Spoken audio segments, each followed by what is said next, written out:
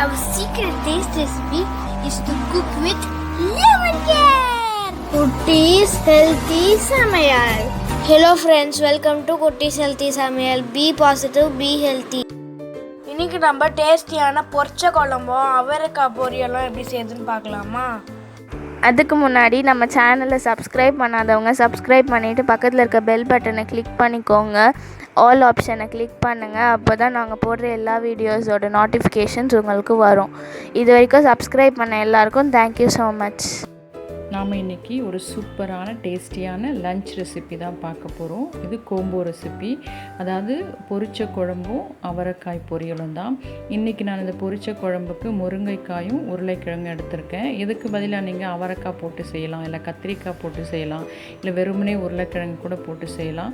ஆனால் நான் இன்றைக்கி முருங்கைக்காயும் உருளைக்கிழங்கு எடுத்திருக்கேன். அதற்கு டேஸ்டியான அவரைக்காய் பொரியல் தான் நம்ம இன்றைக்கி செய்ய போகிறோம். வீடியோ ஸ்கிப் பண்ணாமல் பாருங்கள், அப்போ தான் உங்களுக்கும் இன்ட்ரெஸ்டிங்காக இருக்கும், எங்களுக்கும் அது சப்போர்ட்டிவாக இருக்கும். முதல்ல நாம் பொரிச்ச குழம்பு எப்படி வைக்கிறதுன்னு பார்க்கலாம். இதுக்காக ஒரு கடாயை வச்சு நல்லா சூடான பிறகு தேவையான அளவுக்கு எண்ணெய் ஆட் பண்ணிக்கலாம். எண்ணெய் நல்லா சூடான பிறகு ஒரு ஸ்பூன் அளவுக்கு கடுகு ஆட் பண்ணிக்கலாம். கடுகு பொரிஞ்ச உடனே நான் ஒரே ஒரு வரமிளகாய் கிள்ளி ஆட் பண்ணிக்கிறேன். அது கூடவே கொஞ்சமாக கருவேப்பிலை அதையும் நான் ஆட் பண்ணி தாளிச்சிக்கலாம். அப்போ இதோட வாசம் ரொம்ப நல்லாயிருக்கும். அடுத்த இது கூடவே 2 வெங்காயம் பொடியாக கட் பண்ணி ஆட் பண்ணிக்கிறேன். இது நல்லா வதங்கி வரணும். ஸோ இது நல்லா வதங்கிறதுக்காக தேவையான அளவுக்கு சால்ட் ஆட் பண்ணிக்கலாம். சால்ட் ஆட் பண்ணி வதக்கும்போது சீக்கிரமாக நமக்கு நல்லா வதங்கி வரும். ஸோ தேவையான அளவுக்கு சால்ட் ஆட் பண்ணி வதக்கி விட்டுக்கலாம். இப்போ வெங்காயம் நமக்கு நல்லா பொன்னிறமாக வதங்கி வந்துடுச்சு. இந்த ஸ்டேஜில் 2 தக்காளி பொடியாக கட் பண்ணி எடுத்து வச்சுருக்கேன், அதையும் நம்ம ஆட் பண்ணிக்கலாம். வெங்காயம் தக்காளியில் ஈக்குவலாக ஆட் பண்ணால் நமக்கு டேஸ்ட் நல்லாயிருக்கும். தக்காளி நல்லா நமக்கு மேஷ் ஆகி வதங்கி வரணும். நீங்கள் கொஞ்சம் புளிப்பாக சாப்பிடுவீங்கன்னா எக்ஸ்ட்ரா கூட ஒரு சின்ன தக்காளியை ஆட் பண்ணிக்கலாம். ஏன்னா நம்ம இதில் புளி ஆட் பண்ண போகிறதில்ல. இப்போ தக்காளி பாருங்கள் நல்லா வதங்கி வந்துருச்சு. இந்த ஸ்டேஜில் ஒரு ஸ்பூன் அளவுக்கு பூண்டு நல்லா க்ரஷ் பண்ணி எடுத்து வச்சுருக்கேன். அதாவது ஒரு 7-8 பல்லு பூண்டு இருக்கும். இதை நம்ம இதோட ஆட் பண்ணி நல்லா வதக்கி விட்டுக்கலாம். இதுக்கு இஞ்சி பூண்டு பேஸ்ட் சேர்த்தா அந்த அளவுக்கு நமக்கு அந்த ஃப்ளேவர் கொடுக்காது. அதனால் பூண்டு தான் நம்ம க்ரஷ் பண்ணி ஆட் பண்ணோம், அப்போ தான் டேஸ்ட் இருக்கும். இந்த பூண்டு நல்லா வதங்கி வரணும். இது நல்லா வதங்கின பிறகு எடுத்து வச்சுருக்க காய்கறிகள் ஆட் பண்ணிக்கலாம். அதாவது முருங்கைக்காயும் ஒரு உருளைக்கிழங்கு. இதில் வந்து நான் 2 முருங்கைக்காய் ஆட் பண்ணுறேன், ஒரு உருளைக்கிழங்கு தான் ஆட் பண்ணுறேன். இது மசாலா ஆட் பண்ணுறதுக்கு முன்னாடியே நம்ம ஒரு 3 மினிட்ஸ் நல்லா வதக்கிக்கலாம் அந்த வெங்காயம் தக்காளியோட சேர்த்து. அதுக்கப்புறம் நம்ம மசாலா ஆட் பண்ணலாம், அப்போ நமக்கு நல்லா டேஸ்ட் இருக்கும். இந்த காய்கறிகள் பார்த்திங்கன்னா உங்கள் விருப்பம் தான். கத்திரிக்காவோ இல்லை அவரைக்காவோ இல்லை வெறும் உருளைக்கிழங்கு கூட போட்டு நீங்கள் இது செஞ்சுக்கலாம். எல்லாத்துக்குமே இது ரொம்பவும் டேஸ்டியாக இருக்கும். இப்போ இது நல்லா வதங்கிடுச்சு, அதாவது ஒரு 3 மினிட்ஸ் கிட்ட வதக்கியிருக்கேன். இப்போ நாம் ஒரு 1/2 ஸ்பூன் அளவுக்கு மஞ்சள் ஆட் பண்ணிக்கலாம்.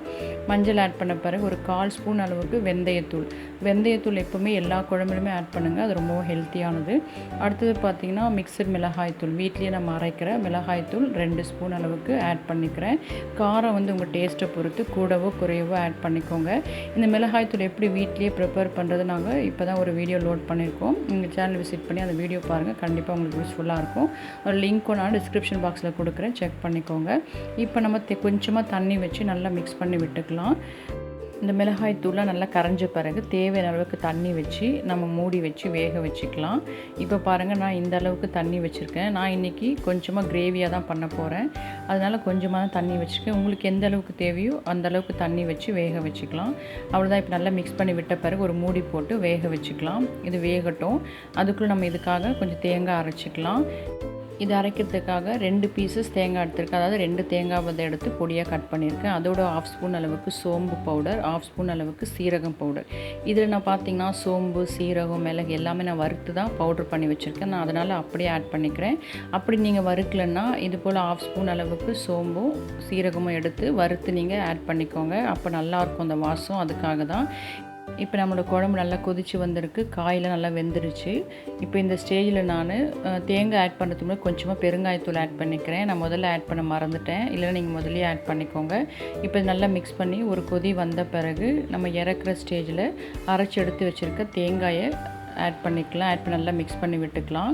இது தேங்காய் சேர்த்த பிறகு எப்போவுமே நாம் ரொம்ப கொதிக்க விட மாட்டோம். ஒரு கொதி வந்தோடனே நம்ம ஸ்டவ் ஆஃப் பண்ணிக்கலாம். பாருங்கள், இந்த அளவுக்கு நான் கொஞ்சம் திக்கான குழம்பாக தான் இறக்குறேன். உங்களுக்கு எது போல் வேணுமோ அது போல் நீங்கள் தண்ணி ஆட் பண்ணி நீங்கள் இறக்கிக்கலாம். அவ்வளோதான், நம்மளோட சூப்பரான பொரிச்ச குழம்பு ரெடி ஆகிடுச்சு. இது அவ்வளோ டேஸ்டியாக இருக்கும். இறக்குன பிறகு பார்த்திங்கன்னா கொஞ்சமாக கொத்தமல்லி தழைகள் ஸ்ப்ரெட் பண்ணி மிக்ஸ் பண்ணி விட்டுக்கோங்க. அது இன்னும் நமக்கு நல்ல ஃப்ளேவர் கொடுக்கும். அவ்வளோதான், இதை நாம் இப்போ சர்வ் பண்ணிக்கலாம். நம்மளோட முருங்கைக்காய் பொரிச்ச குழம்பு சூப்பர் ரெடி ஆகிடுச்சு. இது போல் நீங்களும் செஞ்சு பாருங்கள். அடுத்து இதுக்கு தேவையான பொரியல், அதாவது சைட் டிஷ் என்னென்னு பார்த்துக்கலாம். இதுக்கு அவரைக்காய் வந்து ரொம்ப சூப்பர் காம்பினேஷனாக இருக்கும். ரொம்ப நல்ல டேஸ்டியாக இருக்கும். அது எப்படி செய்யணும்னு பார்த்துக்கலாம். அதுக்காக நான் ஒரு 8 பல்லு பூண்டு எடுத்துக்கிறேன்.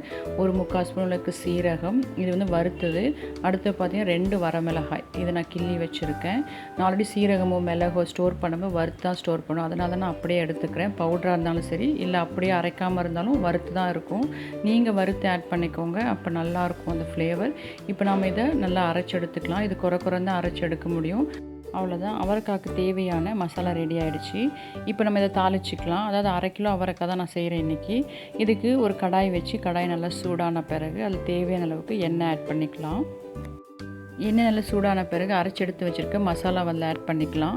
இந்த எண்ணெயில் நம்ம இது போட்டு வதக்கும்போது பார்த்திங்கன்னா ரொம்ப ஃப்ளேவர் இருக்கும், நல்லாயிருக்கும் அப்போவே உங்களுக்கு அந்த வாசம். இப்போ நல்லா நம்ம எண்ணெயில் வதக்கி விட்டுக்கலாம். இது வதங்கும் போதே கூடவே கொஞ்சமாக கருவேப்பிலை ஆட் பண்ணி வதக்கி விட்டுக்கலாம். இது 2 மினிட்ஸ் நல்லா வதக்கின பிறகு நம்ம ஆல்ரெடி க்ளீன் பண்ணி எடுத்து வச்சுருப்போம் 1/2 கிலோ அவரைக்காய், அதை நம்ம இதோட ஆட் பண்ணி நல்லா மிக்ஸ் பண்ணி விட்டுக்கலாம். இந்த சீசனில் நமக்கு பார்த்திங்கன்னா அவரைக்காய் நல்லா ஃப்ரெஷ்ஷாக கிடைக்குது. ஸோ இது போல் கிடைக்கும் போது நம்ம வாங்கி இது போல் சமைச்சு சாப்பிட்டுக்க வேண்டியது தான். ஏன்னா அது ரொம்ப ஹெல்த்தியானதான் எல்லா வெஜிடபிள்ஸுமே. நல்லா மிக்ஸ் பண்ணி விட்ட பிறகு தேவையான அளவுக்கு உப்பு ஆட் பண்ணிக்கலாம். உப்பு ஆட் பண்ணி நல்லா மிக்ஸ் பண்ணி விட்டுக்கலாம். இப்போ இதுக்கு தேவையான ஒரு 1/2 ஸ்பூன் அளவுக்கு மஞ்சள் ஆட் பண்ணிக்கிறேன். நீங்கள் காரம் இன்னும் தேவைன்னா கொஞ்சமாக மிளகாய் தூள் ஆட் பண்ணிக்கலாம். அது உங்கள் டேஸ்ட்டை பொறுத்து தான். நான் வந்து மஞ்சள் மட்டும் தான் ஆட் பண்ணேன்.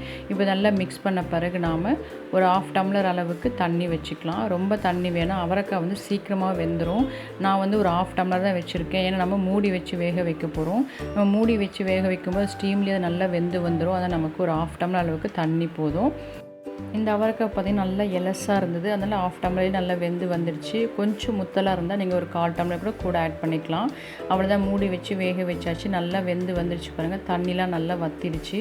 அவரைக்காவும் நல்லா நமக்கு கலர் மாதிரி வெந்து வந்துடுச்சு. அந்த வாசம் பார்த்திங்கன்னா ரொம்ப சூப்பராக இருக்குது. நம்மளோட அவரைக்காவும் இப்போ ரெடி ஆகிடுச்சு. நீங்கள் விருப்பப்பட்டால் தேங்காய் கூட இதில் நீங்கள் ஆட் பண்ணிக்கலாம். அதுவும் ரொம்ப டேஸ்ட் கொடுக்கும். நான் இன்றைக்கி தேங்காய்லாம் ஆட் பண்ணல. அவ்வளோதான், இப்போ நம்ம இதை சர்வ் பண்ணிக்கலாம். எங்களோட லஞ்ச் ரெசிபி பார்த்திங்கன்னா பொரிச்ச குழம்பும் அவரைக்காய் பொரியல் தான். ரொம்பவும் டேஸ்டியாக நாங்கள் சாப்பிட்டோம். பிள்ளைங்களும் விரும்பி சாப்பிட்டாங்க.